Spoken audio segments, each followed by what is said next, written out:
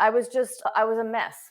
I was a mess of insecurities. I was filled with just self-hatred, a lot of deep insecurities. I was uncomfortable in my body. I didn't like wearing clothes because clothes never quite fit right because I wasn't comfortable in my body. So of course I couldn't be comfortable in clothes. I carried a lot of extra weight. I was depressed. I suffered a lot from ADD, and really just all of these things that just felt like that was kind of how life was. And I think that's maybe the biggest issue that keeps people stuck is they just kind of figure this is how life is, or sometimes they look for help and they just can't find, or they can't find help that's good enough to actually eliminate the problem entirely.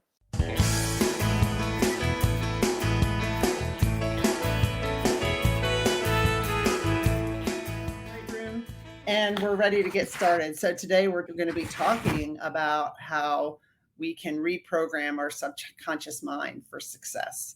And I'm excited to have Dominey here. She's actually a relationship expert, which I could use some tips in that. So who can't? So I'm going to bring Dominey on board in the room. Hi, Dominey. Hello. Welcome. And where are you? You're in Portugal, I think, right? I am in Portugal, of all things. So yes. It's like 3 a.m. for you? Pretty much. Yeah, it's right around midnight. We scheduled this episode a while ago, and you probably didn't even know you were going to Portugal. Sticking to the schedule and joining me. I'm excited to have you here. Absolutely. Thank you so much for having me. I'm really excited about this. Yeah. So are you in Portugal on like vacation or work or? So, the structure of my life now is such that vacation and work are kind of the same thing.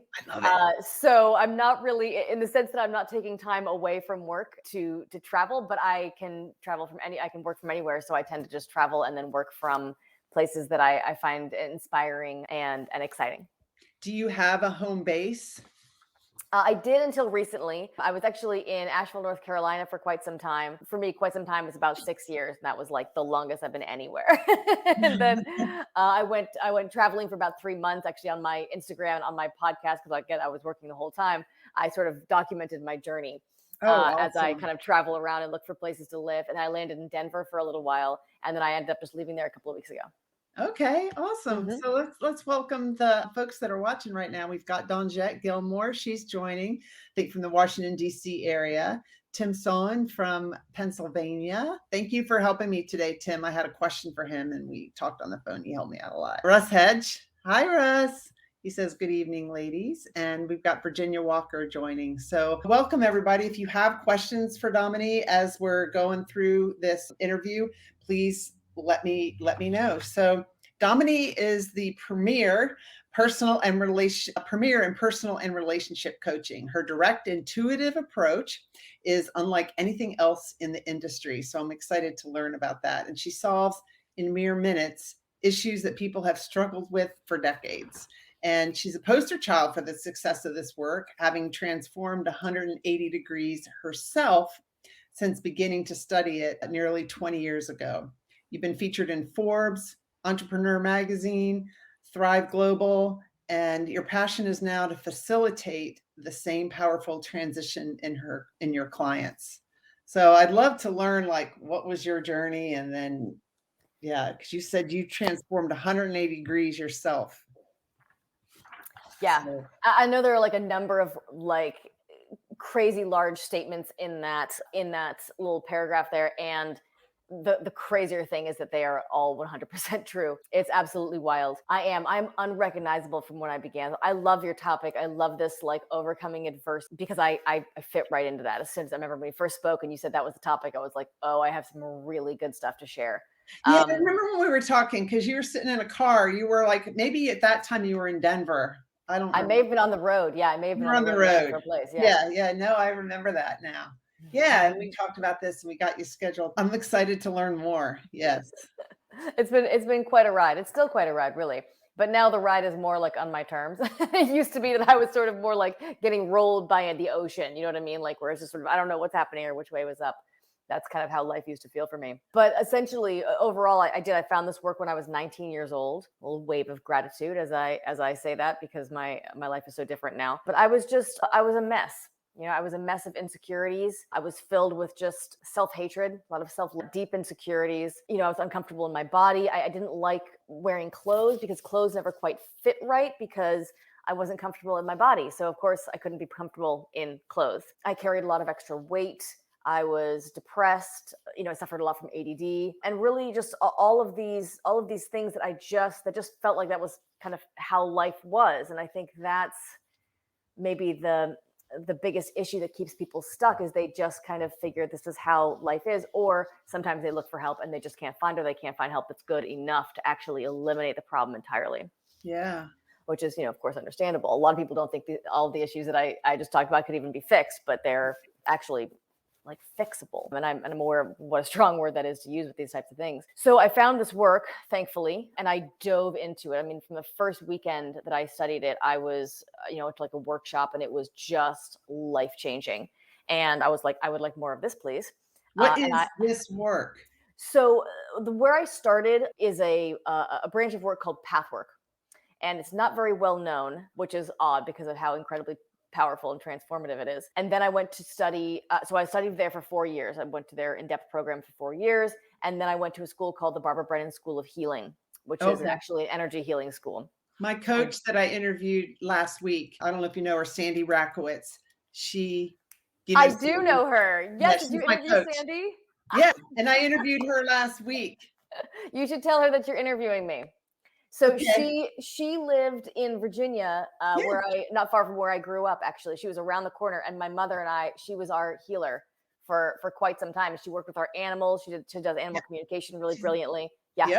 Yep. She's my coach. I have a session with her tomorrow. I've invested in her for a year. And, I'm so glad. We had such a great session, but I know she went to the Barbara Brennan School, and she's really helped me out because I really operate in my thinking brain. Yeah. She'd ask how I feel. I'm like, I don't know how I feel. I think I feel. I think I feel. Yeah. Yes.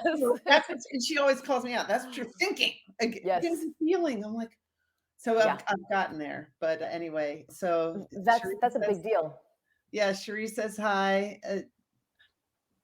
Doten, I think that's how you pronounce it. Hi, Sherry and Dominey. You're in from Atlanta. We've got Dee Baker. Hi, Dee. We just got off the phone with her, and this is awesome. So many awesome people. So what a small world. Yeah, that's wild. I'm so glad to hear too.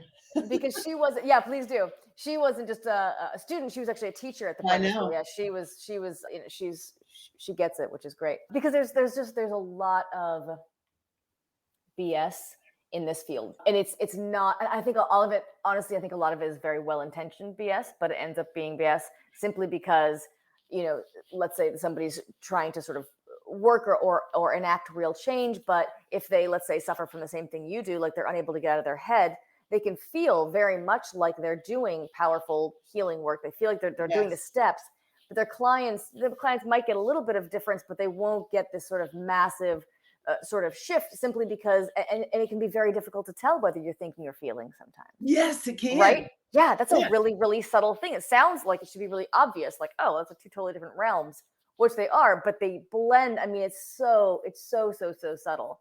And so that type of thing, that's a common issue. And so when you're working with someone who really can see and feel the difference, like Sandy does, then that's really a game changer in your healing work. Yes. Yeah. I might go to that Barbara Brennan school next. I just texted her. I don't know if she'll get it. That's awesome. Dominey Drew now. Yeah, I haven't been in touch with her in quite some time, but she's really. I saw her like regularly for a while as well. She was part of my growth. Well, her horse Ibis passed away. Oh. And so the day that we interviewed each other kind of last Veterans Day, last week, was the 2-year anniversary of her horse passing. She'd had that horse for 37 or 34 years or something. They were so close. And she still communicates with her horse. And I'm pretty sure she's writing a book, but it's co-written with Ibis. Oh my goodness. How about that? That's kind of great. So what I feel, I would start with, I don't know what I feel. I think I feel. I've really learned how to feel, but it takes practice. Yeah. If you've shut out your feelings, which I did by being busy, so I didn't have to feel them. That's a really good way. I was very good at it. Very, very effective. And that's really the point of thinking in general. When we use thinking as a defense, right? Because anything that you're good at, obviously, of course, you know this, but just for your listeners to kind of spell it out a little bit, anything that you're good at, your natural gift is what you use as a defense. It's what you use to defend yourself, right? If I throw something at you, you're going to defend with your dominant arm, right? You're not going to be like, I'm going to try a left, right? I mean, because it's like, it's automatic, right? It's like instantaneous. And so I'll use myself as an example. So I'm naturally very loving, right? That is a gift that I have. The core quality is what the term Barbara Brennan uses. And so you'd think, oh, well, if you're loving someone, like, how could that be anything but good?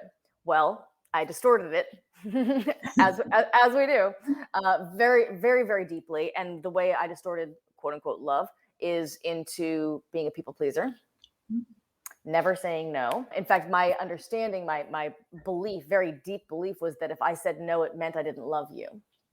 Mm-hmm. And so to do so, I felt that as I said it. Well, it didn't come up there. And so that felt intolerable to me. Yeah. And so I would rather make myself suffer. I'd rather say yes when the answer is really no than to experience that type of pain. Yeah. And so that's what I did. So it's what we all do. So so my imagination is that you're naturally brilliant intellectually. Is that accurate? Of course. Yeah. Well, yeah. I mean, so the thing is, I mean, I'm not saying of course, but I mean, I went to the Naval Academy. That's a tough school to go to. I rose to senior executive. I'm very competent. But I just had a conversation with one of my classmates who's still working for the Navy. He's an executive too. And we talked about this. It's like, I don't ever remember learning self-leadership. It's always like how to lead those people. Yeah. We really need to learn how to lead ourselves. Yeah. Or even just be ourselves and then decide where you want to go, and then you just go. Yeah. It's quite fascinating. And as I've been over my period of evolution over these 20 years has been quite remarkable. Penchant for growth. That's another gift of mine. Is I don't want to stop. I would like to do more, please. And so I just like keep going and going and going. And that's how I've gotten so far in what is really a relatively short period of time. Is the way that we, and you can hear it in people's language, the way we discuss things is as if there are multiple of us. Mm-hmm. Right? A common one. I know I should go to the gym, but I don't want to go to the gym. Let's say that's your problem. So part of you wants to go to the gym, clear, no problem. That foot's on the gas, right? Your conscious mind says, I want to go to the gym. Great. Mm-hmm. And then something else says, don't go to the gym. Don't do it. It's a terrible idea. It's going to make you miserable. And that foot, we could say, is on the brake. Mm-hmm. And so your conscious mind is your foot on the gas. That's going towards what you know that you want, right? I want to be successful. I want to run a business. And then your subconscious has a foot on the brake. And, I'm procrastinating, or I'm perfectionizing, or whatever it is that's keeping you from starting your successful business. And so it's as if there's multiple of us. And when there's that kind of a split inside, we're working against ourselves and we can't get to what we want. There's only one thing that keeps us from every single thing that we want, and that is self-sabotage. Yes. That's the only problem any person on the planet has. If you can solve that one problem, there is nothing between you and what you want. It's amazing how fast things come into your life experience when you can, when you're on your own side, which is kind of a phrase I've just started using. Like when you're, okay, I'm not going to go to the gym today. Yes, I know that I would feel this if I did that, but you know what? I'm not feeling it, so I'm not going to do it. There's no split in that. You're just making a decision with what you want to do with your day. And it's a whole different way of life, I find. So if you say, I want to go to the gym, but the other part of you saying no, but how do you ever get to the gym? Yeah. And you may not that day, but one day you might go, okay, I know that I'm not feeling, it's less about whether or not you go to the gym and more about how you are with yourself. Yeah. If there's an alignment, then your body wants to go to the gym, but maybe you've been eating fast food for a few years and there's weight and so you're out of alignment with yourself. Right. Yeah. So from a baseline place to go straight there, you're right. It may not sort of jump into that spot, but gradually, as you keep aligning with yourself, getting on your own team, the starting of which is try not giving yourself too much of a hard time for not going to the gym. Right. Like the other day when I was going to go to yoga at 8:30 and I woke up at 8:35 because I didn't set my alarm and I didn't beat myself up. I was like, I guess I needed sleep. more Good. so than going to the gym.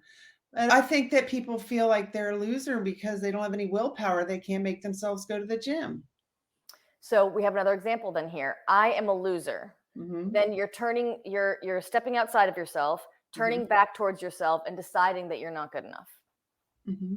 right? In order to have that perception of yourself, there has to be two of you, right? Otherwise, you're just like, I am how I am. And you might think I'm a loser and you might think I'm not, but I'm on my own side. I just am how I am, right? So how does this tie to your subconscious? Because you talked about the title of this episode has to do with, reprogramming your subconscious. So is it your subconscious that is saying, no, we're not going to the gym?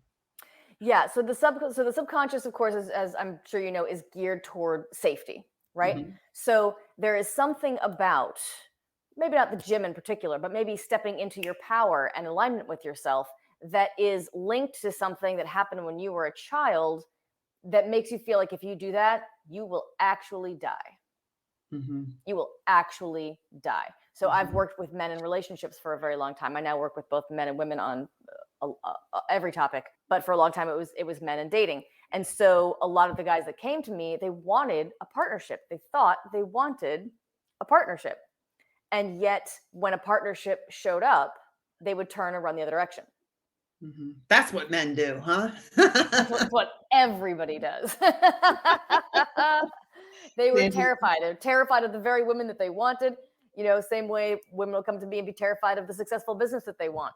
It's just, there's something about that thing that they're associating with fear. So here we come to the subconscious, right? So consciously, foot on the gas. You want a girlfriend, you want a successful business, you want a husband, whatever it is that you want.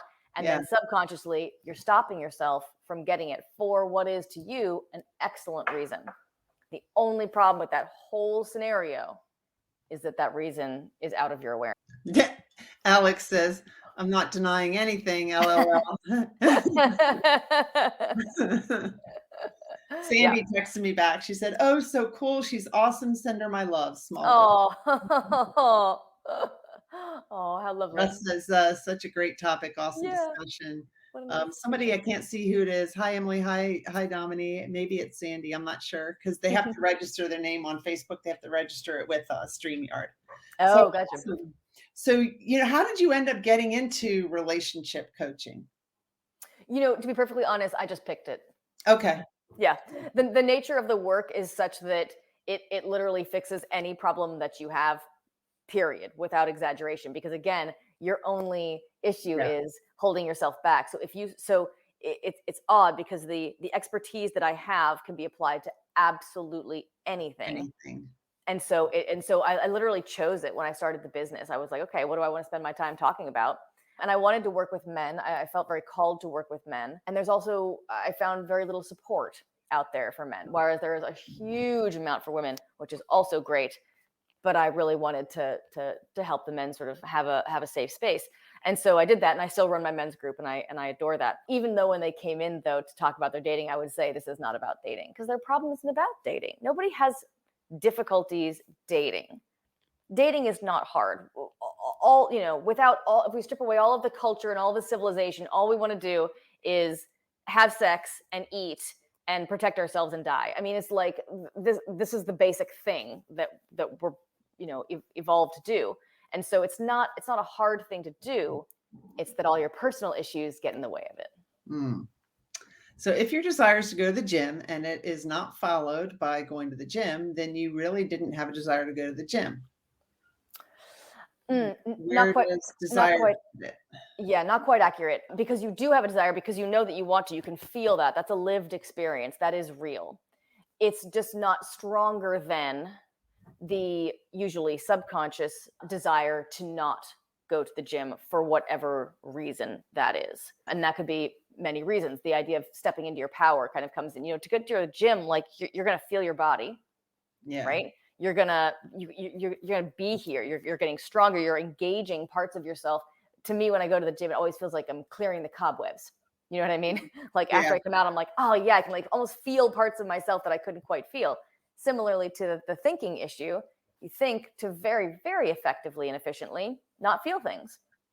Yeah. That's wonderful. So if not feeling things is your goal, then even though you're like, I want to feel more. Oh yes. But part of you wants to feel like, does not want to feel more.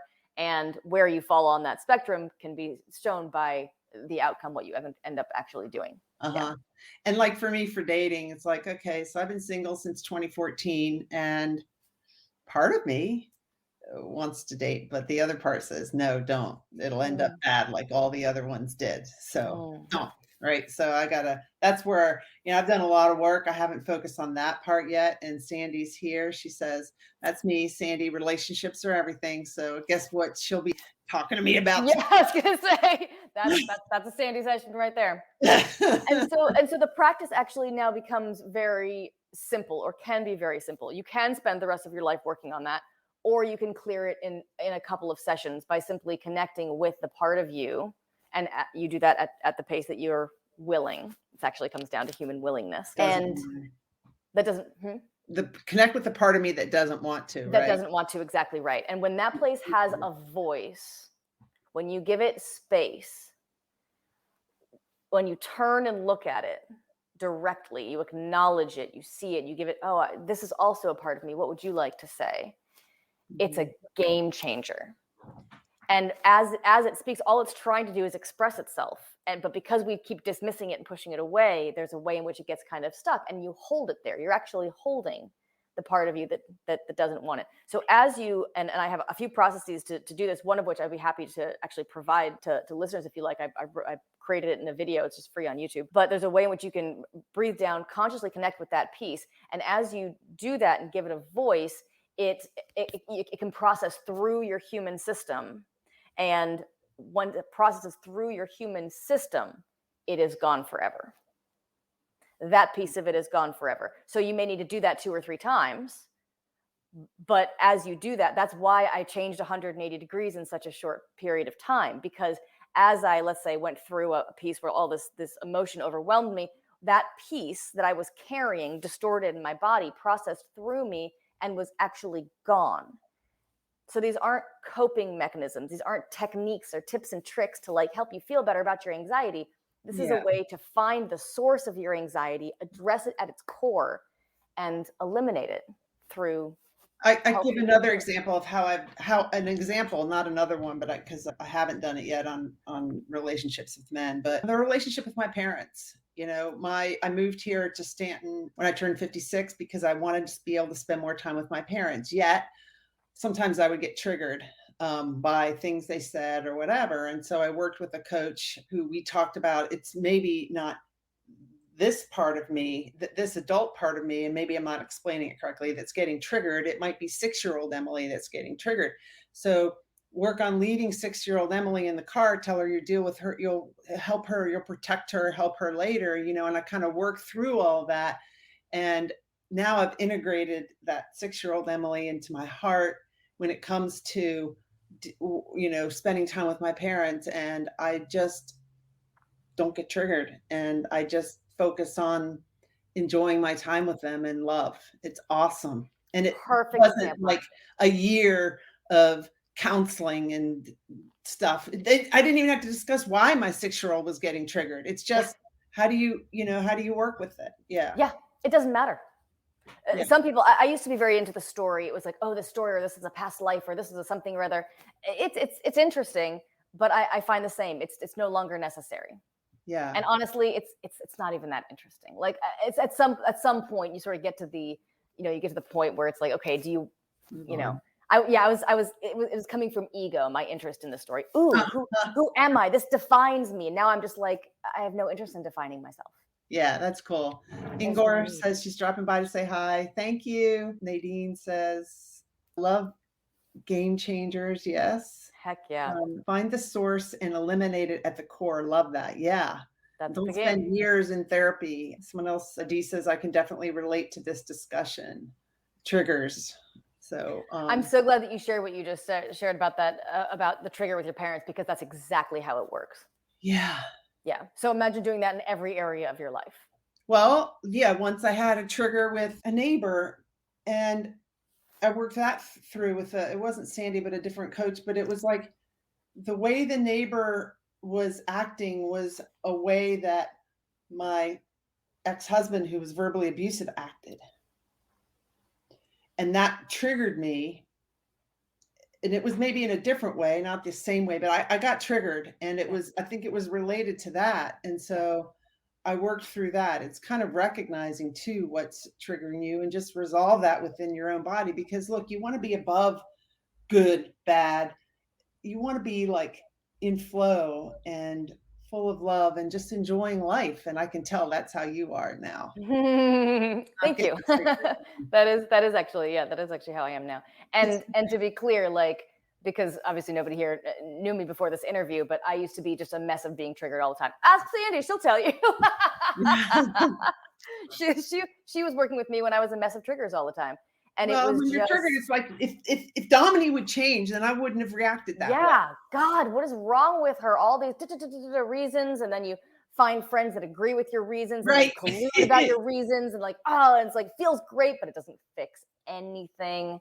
And at some point, I just had to chip away, and then now I've gotten to the point where the process works so quickly and easily that it just doesn't even happen anymore. Yeah. I agree, Cherie. Let's shepherds in the field. Let's gain strength with each other and have peace in our journey. I look forward to interviewing you coming up soon. I think on the 27th, Cherie. That'll be fun. Yeah. So you wanted to talk about, you've been using these approaches since you were 18 or 19, and I got a fire truck going by. And then I asked you what made you focus attention on men. And you said that's just one area. And it is true. Sometimes as a coach, someone will come to you for this issue that they think they're having, but really a coach can help get to the root of the issue. Because the issue that the person thinks they're having may not really be. Well, it never is. Yeah. Almost by definition, because if you knew what the problem was, you would have solved it by now, right? Yeah. And that's really important, right? So take you have your intellect, you're highly intelligent, which is great. That's a wonderful core quality. And that distorts into a number of things, some overthinking and some, cutting off feelings and things like that, right? And so when you come at it from that angle, you've got that set of gifts, but as a result, okay, so you're highly competent. So that says even more. If you can't solve it, yeah, and you can't find the answer in a book, it's really important that people know that this is not about knowledge, right? If let's say you're trying to start a business, or hell, let's say you're trying to reach enlightenment. The steps to enlightenment are online. Right. Read them. They're not hard to find, right? The steps to building a successful 8-figure business is online. It's not hard to find. In fact, there's multiple ways. Somebody just said that they lost us, and I don't know how to get back on LinkedIn, but let's see. Hopefully they can go to YouTube or something like that. It looks like maybe on LinkedIn they lost us. But anyway, yeah, the steps are there. You can all right. So if you want to get strong, go read a book about how to lift weights. Right. So the knowledge is not the problem. It's not that you don't know how to start a business. It's not that you don't know how to reach enlightenment. It's that you know exactly what to do and you don't do it anyway. Yeah. So the only problem anybody has is that something's keeping them from doing it anyway. And here we are back at self-sabotage. So there's some way in which you are not, you're stopping yourself. So it's interesting because the only skill set I have is this one thing, and it will solve, all of this myriad of problems. My anxiety, my depression, my weight, everything. I got to the point where I finally figured out what was happening with why I was actively holding the weight on my body. And once I let go of that, the weight fell off. I couldn't keep it on. Well, and now my body's effortlessly in balance. So how come more people don't know this? How come so many, and I'm sorry for the people that are watching, they say they can still hear us, but the screen's blank. I don't know why. I can see us. So it's got to be something with StreamYard. And there's 2 streaming softwares that I know of, and one is Restream and the other StreamYard. I think they're both pretty good, but I'm going to be switching to Restream soon, and maybe that will be it. But I've never had this problem before, so hopefully you can stay and listen to us. I'm not sure why that's happening. So, someone said, "How do you find out what is sabotaging you?" Yeah, and someone said, okay, 2 questions. Where does emotional intelligence fit into this conversation? And then someone else says, how do you find out what is sabotaging you? Okay. So I have a video that shows you how to find out what is sabotaging you. And with your permission, I can send it to you and you can post it in the show notes or somewhere with this video if that's all right. I just call it the breathing exercise. That's kind of all I all I can, and it's actually one of the few things I came up with on my own. Because most of this is I've just trained with, in very effective ways for a long time. So the work is really coming through me, just to be clear, not, exactly from me. And so in this exercise, essentially what it leads you to do is simply bring your awareness to your breath, right? To watch it and not affect it as much as possible, right? Not to actually change it, and to observe it, and then to observe where it's blocked, and then to observe what it is that's blocking it. Whatever it is that you're going through that is not serving you will stop your breath in some way. Breath it's a metaphor for the life force, right? Not just for the sort of life pulse of like expansion and stasis and contraction and stasis. That's from Brennan as well, but also like in a way that's so literal, it's almost hard to put into words. But if you and I were working on, okay, what is it that's keeping you single when you don't want to be single? Great. Mm-hmm.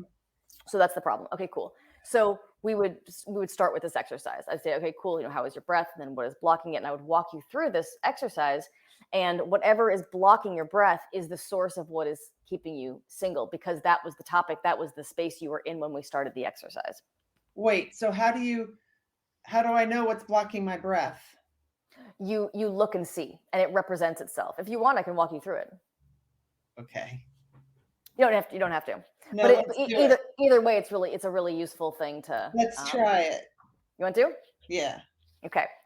All right. So go ahead and just let your eyes close, and just bring your awareness to your breath.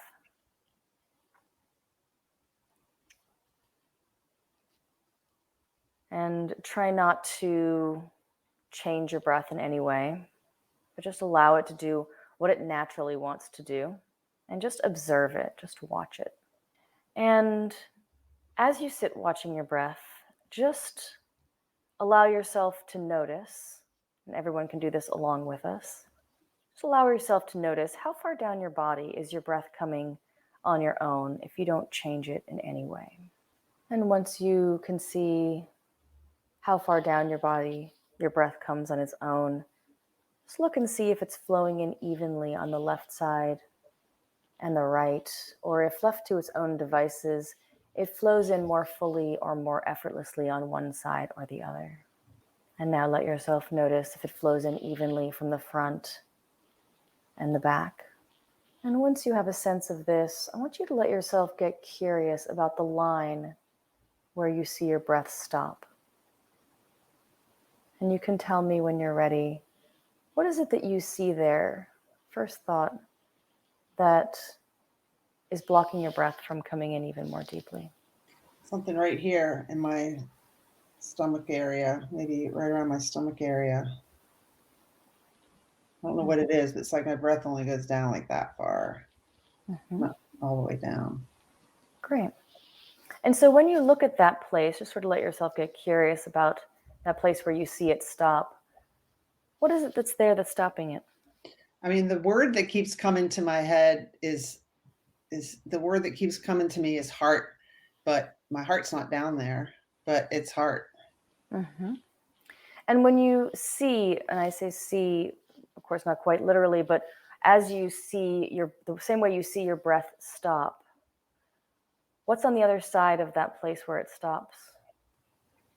I mean, don't work too hard. Just the first thing that occurs to you.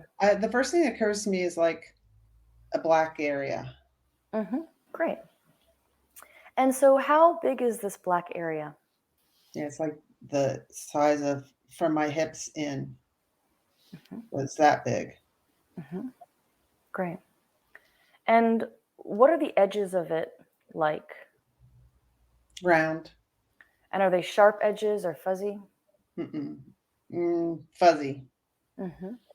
Great. What is the weight of this thing? It feels kind of heavy. I don't know. Like a 5-pound weight. And now the same way that you've been receiving this information, just looking and seeing what's there and not worrying if it makes sense or not. If this black area had words, what would they be? And try to listen. Just receive and see if it has anything to say. Pain. Pain. Beautiful. And now I'd like you to ask it, what does it need? Listening. Like slow down and listening. Mm-hmm. And was that the exact word, listening? Mm-hmm. Listening. Mm-hmm. Excellent. And now in your adult mind, does that make sense to you to listen more? Do you know exactly what that means? Great. So in this moment, I want you to just give it some space. Just listen to it for a moment. And just let me know what you notice, if anything. Just really listening to this black area. Good. And as you're listening, what do you notice? That it's pain that wants to be acknowledged and not ignored. And how is it responding as you listen? It likes that. It's saying, journal about it. As a way to get it out. Good. So notice how connected you are to this place of yourself. This place that wasn't even in your awareness a few minutes ago. And so this black area, is it still the same shape and size? No, it's got smaller. Yeah. How big is it now? I'd say, it's probably like this big and not very heavy. Still there, but like I feel like it would go away and get better when I write, when I get some things out. And probably if we sat for another 5 minutes, it would disappear on its own. But now you can visit it because you're aware of it. That was awesome. So a couple of things. One is that was not a person who had a hard time feeling.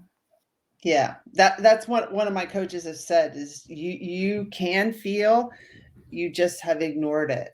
Oh, of course. But just how well you did that, right? It took a minute, right? Because there was your head was in the way. Well, it says this, and then you just dropped in. But then the depth of that connection, right? Yeah. That's what's below the thinking mind.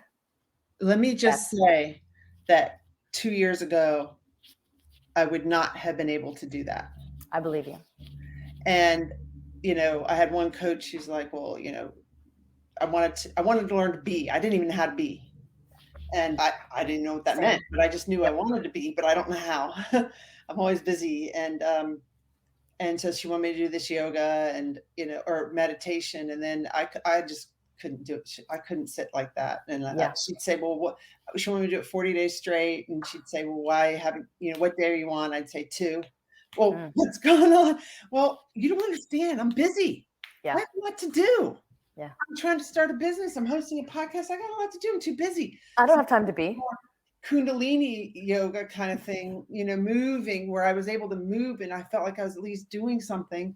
So it's taken a lot for me to be able to do that and to drop into my body and have my head not coming up with the answers. Cause like what you say is, when you ask a question, I can easily, it's somebody like me will go right to their head and like, oh no, I've got to get the answer right. What is she, what is, how big does it have the edges? And you're like, just what's the first thing that comes to your mind? That's your friggin' intuition. Yes. That's the first thing that comes to your mind. Say that. That's the answer. Yes. And so what it means. It's exactly right, especially if you don't know what it means. And what you're basically doing there is you're accessing your subconscious. You just spoke to the real source of a problem in you. Now, we didn't look and see what the story was and what it's linked to. Again, doesn't really matter. You can just keep doing the exercise and life will just start getting better and better. But we've just been talking this entire time about the whole source of every single problem in your life is in your subconscious. And the only problem you have is that you can't access it because if you can't fix a problem, you can't define. So if you don't know what the issue is, even though we didn't know what the story behind the issue was, we knew there was a black lump there that was blocking you from breathing. That's the issue in the moment. And you keep doing this. And so it literally, it connects your conscious and your subconscious minds. That's why the first thought is important. That's why the instructions in this video are very intentional, because it's important not to change your breath. Why?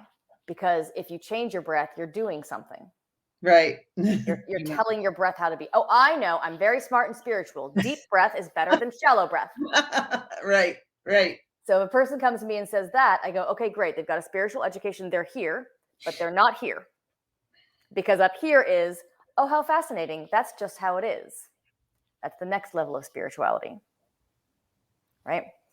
And then the one beyond that is there aren't even any words. It just is what it is, right? Right. And so it puts you in touch with your subconscious. The reason why it's the first thought is because, and why there's a black thing. Obviously, there isn't physically a black thing in your stomach, but you're also not only a physical being, are you? No. You have a mental level, you have an emotional level, you have a spiritual and energetic and psychological levels. So that's why when people do therapy, it often works if you have a good therapist. The problem is either they often don't, or it still just takes years and years because you're only working on the mental and psychological levels. That's where therapy specializes. My work works on all of your levels at once. So it accelerates the whole process times about 1,000. Yeah. Maybe more.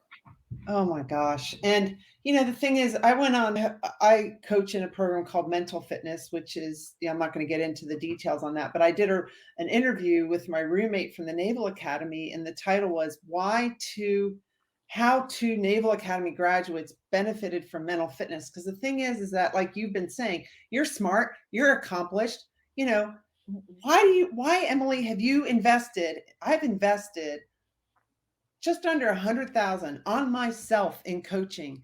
And the reason is because I don't know all the answers. And I want to accomplish some of the things that you just helped me with, that Sandy helps me with, and my other coaches help me with. It's not stuff I learned working for the military. It's not stuff I learned going to the Naval Academy. A lot of my life has been living in my head. Yeah. Yeah. And there's so much more to life than that. My life has been push energy, push, work hard, work harder, keep pushing, work hard. And I haven't been doing that the past year, I would say. That's one of the things I worked with Sandy. I told her I want more time for myself, and we're wrapping up a year, and I've come so far in that. So it's awesome. Life can be so much better. Just don't accept the way, if you're just like, it's good enough, I'm good. Yeah. It can be better. Then it is. If that's what you decide, then it is. Yeah. And if you decide you want more and you find the right help, right? Somebody where it's effective, it's actually effectual, right? Yeah. So someone says, just be in your moment. Do all of those levels speak to each other? You were just going through the different levels. Yes. So those levels are all integrated. Okay. So you can, as you, let's say, go just to a therapist, right? Yes, you're only addressing the mental and psychological, but your emotional level will be affected by the work that you do there. Your physical body will be affected by the work you do there. I used to carry a lot of weight. I did all the physical things I could possibly do, and none of them did anything. And I was stuck. And I know a lot of people who have a similar experience. When I shifted in my reality, in my inner world, the issue, the energy, for me, it was energetic, where I was holding on to. For me, it was actually what caused my weight issue was I was taking on responsibility for other people's feelings and life experience, right? I wanted to control it. Of course, I didn't come from that place. I came from a much more like martyred place, or much more sort of like self-sacrificing. Oh, I'm a healer type. Again, here I am. I'm an extraordinary healer. And of course, I distorted that into this is not what healing is, but that's what I thought healing was. I genuinely thought that. As I let that go, my physical body, within short, and I also couldn't stay out of the gym. I've never been a gym person. I grew up riding horses, and that was all the exercise, right? But I always had the weight, and then I never could not make myself go to the gym. Again, there's two of me in that situation, right? I couldn't make myself. Right. And then when this issue cleared, I could not stay out of the gym. I wanted to. I remember going in for the very first time. I was living in London, and I went in, and it took me like 3 days to get in because I needed some sort of like card because I didn't like really live there, and and I was so frustrated for those 3 days because I wanted to get in the gym. And then I get in there, I didn't even know how to use any of stuff. I was just like, I've seen people do this on TV. I'll try this for okay. Ooh, I want to live myself. It was like a playground. I was having so much fun in this thing that I'd never enjoyed in my entire life. So it's like all of the levels are completely integrated such that there will be the things that you find incredibly difficult or impossible now can flip to the point where they bring you so much joy and ease and effortlessness. It's almost impossible to express the extent. So if somebody can go online and watch your video, it tells you how to do what we just did. Mm-hmm. Why would they need a coach? Oh, well, if you don't, that's fabulous. Send me a testimonial and tell me that you solved all of your issues in that video. That would be amazing. I would love that. Come be a guest on my podcast, and because that would be phenomenal. And honestly, if you can master this, it does solve a lot of problems on its own. Actually, it has had incredible responses. I just gave just posted the link here in the chat. Okay. Why do you need a coach? Usually because you can't see what you can't see. So if you had done that on your own, you might have told yourself the answers. And we were talking in the very beginning against how subtle that line is between thinking and feeling, right? Or between doing and being. So I was trying to think sometimes when you said something, you're like, first thing that came to your mind. Yes. So, okay. Because I can see it, because I can see the way that you're accessing the information determines whether or not you're really accessing it or you're not.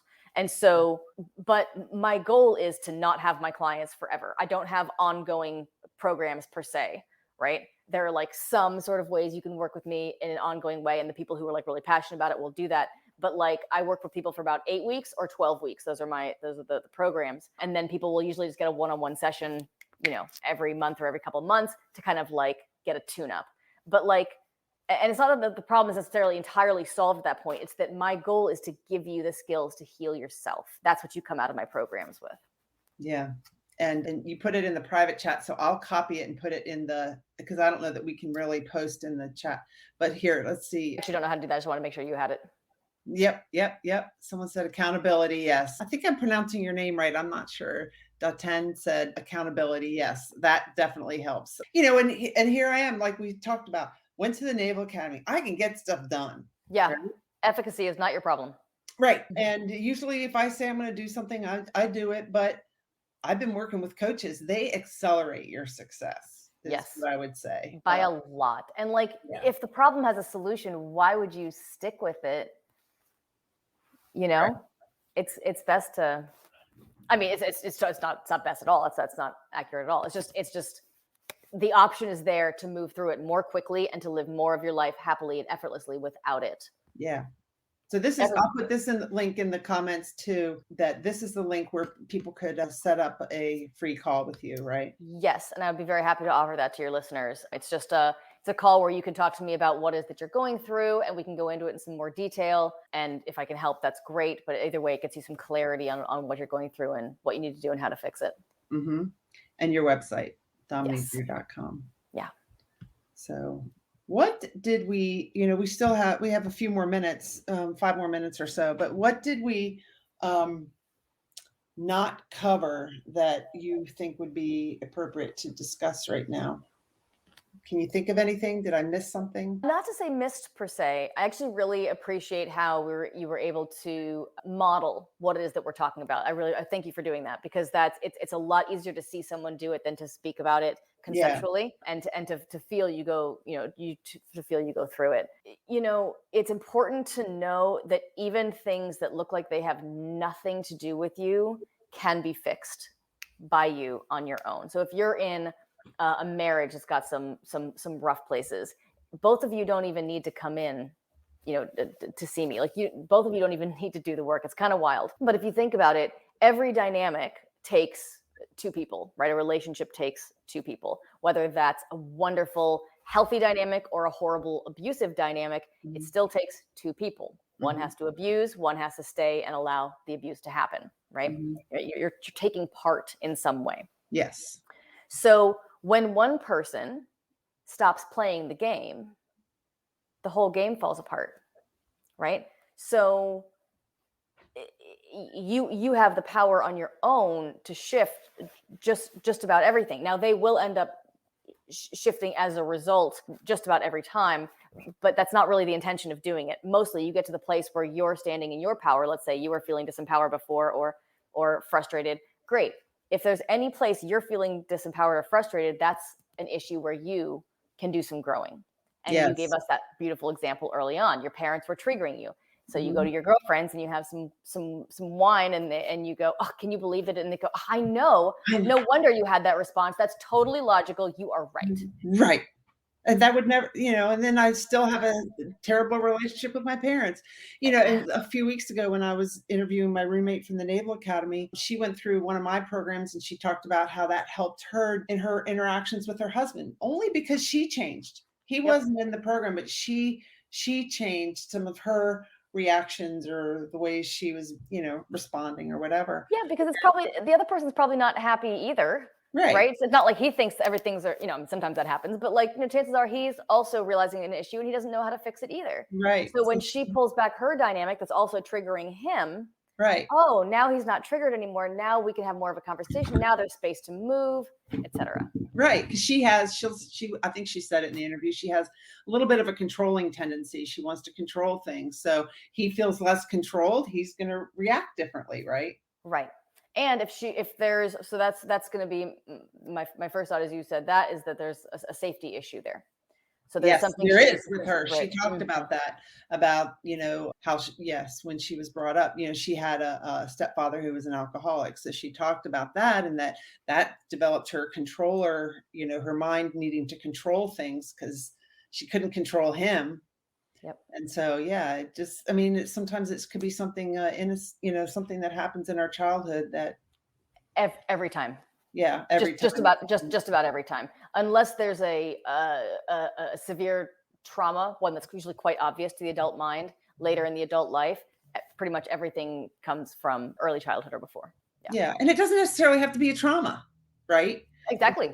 Because I would say that, I had really great parents and I was a good basketball player and my dad would always be critiquing me. And I was a leading scorer in Maryland, DC, and Virginia. And after a game, he'd say, good game. Now, remember that time you went right, you could have gone left. So I, as a first child, was probably already prone to being a hyperachieve, wanting Yep. to hyperachieve, but that made me want to just keep improving and achieve, and to please him.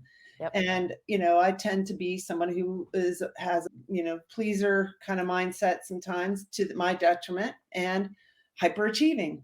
Yep. So, all right. So here we have that. Go ahead. Go ahead. No, go ahead. What? So that's a beautiful. We were talking about the distortion of your core qualities and how competent you are. So a distortion of competency is non-consensually high achieving to the point where it's not even making you happy. Really, it's compulsive. Yes. Right. And that's the only difference. These things. The only difference between my being radiant with love, which is my core, versus people pleasing, is one comes from love and core, and one comes from fear. Yes. It's the exact same motion. Oh, I love you. I love you. I love you so much. Sandy will resonate with all of this. I had a mask, and I didn't even really know it was a mask, and it was kind of a mask, and kind of some core would come out, and then a lot of distortion because I was afraid. So it's very much not what you do in life; it's how you do it. Mm-hmm. Right? You can come to you could do the exact same thing, and you could either be effortless and joyful, coming from competence, or it can be fear-based and come from I have to make daddy proud, and both are perfectly legitimate. One feels good to you and serves you, and one does not. That's right. That's right. Ultimately, it serves you, but it doesn't feel good. Yes. So can you quickly talk about your body's innate ability to heal itself? That's pretty much all there is to say on that topic. Yeah. It does, in fact. We see it with a cut. We see it. Mm-hmm. And inwardly as well. Again, every level is integrated, and it's a metaphor of itself, or a microcosm of itself, both actually, depending on which level you're on. The human system wants to be in balance.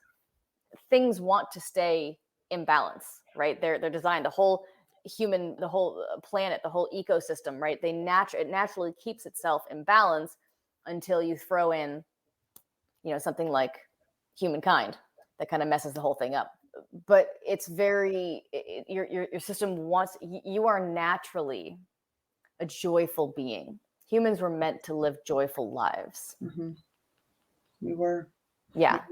That's your status. That's where your system wants to be. Anything that's taking you away from that, you're having to put effort into. Mm-hmm. Yeah. And the only problem again is that you don't know that you're doing that. So in a way, my entire sort of purpose in serving, the world at this point is it's like you were given the most technologically advanced vehicle ever created, your human system, right? And it's amazing and do anything you want, but nobody gave you the owner's manual. Yeah, it's true. Right? So it's not your lack of capacity. Right. It's not an inability. It's that you don't know what the hell's going on. Right. What I do is I read people their owner's manual. Mm-hmm. Here's how you work. Of course, I don't say it that way. I show you, just like you. Now right. you've just been able to access your subconscious. That's a big piece of the owner's manual, right? So I can show people why it is and how it is that they're getting what they want that they don't want. Excuse me, how it is that they're getting what they don't want, and then naturally they fix it on their own. Again, if you knew the source of the problem, you would have fixed it. Yeah. So that's really all that's necessary. So the whole work actually is based on the fact that your body wants to heal itself, or actually, to be more accurate, that your body's not broken in the first place. Right. It's really just a matter of remembering that and seeing how. Yeah. Oh my gosh. Thank you so much, Dominey, for being a guest on the Onward podcast. I appreciate you. That's absolutely my pleasure. Thank you so much for having me. And thank you for everybody who listened in. Dominey's going to go to the green room for just a minute, and I'll be right there. I'm just going to do a little bit of an outro. So thank you so much. Thank you. I appreciate it. I feel very honored to be included. Wow. I'm going to have to take some time and process that interview. That was really good. Just like the one that I did with Sandy the other day, where I haven't gone back and re-listened to that, because sometimes when you're up here and you're doing the talking and you're watching the comments and you're, making sure things are going well, I missed some things. So I'm sure that I missed a couple of things that Dominey said, but that whole, I don't know that you call it meditation, but the breathing exercise just was so helpful. So anyway, thank you all for watching. I'm trying to, I've got like over 1,400 people in my Onward Movement Facebook group, and that's where I advertise some events that are coming up. So I have one coming up where we're going to have a Zoom call. We're going to be talking about just recognizing all the things that we accomplished in 2021. And then we're going to be doing some strategizing over what we want in our lives for 2022. I mean, I remember when I used to work for the Navy, we did all these strategic planning and stuff. I never really kind of took a breather and thought about my life and what do I want? And that's what we're doing, is creating some space for that and to get together as a group and do that together. So maybe you want to join. You can go to the Onward Movement Facebook group, and I'll post more about it tomorrow too on LinkedIn. Thank you so much for watching. This podcast is usually just on Wednesday nights at 7:30. Next Wednesday, I'm taking off for Thanksgiving. And I actually have a special guest coming in on Saturday morning at 9, and we're going to be talking about self-sabotage and how to stop that. So it's a similar topic to tonight. Yes, the Onward Movement Facebook group. You can find that if you search on it. So thank you all for watching. I'm going to play my outro, and I appreciate you guys. The Onward podcast is sponsored by Emily Harmon Coaching and Consulting. Visit my website, emilyharmon.com, to learn more about my coaching programs and how you can work with me.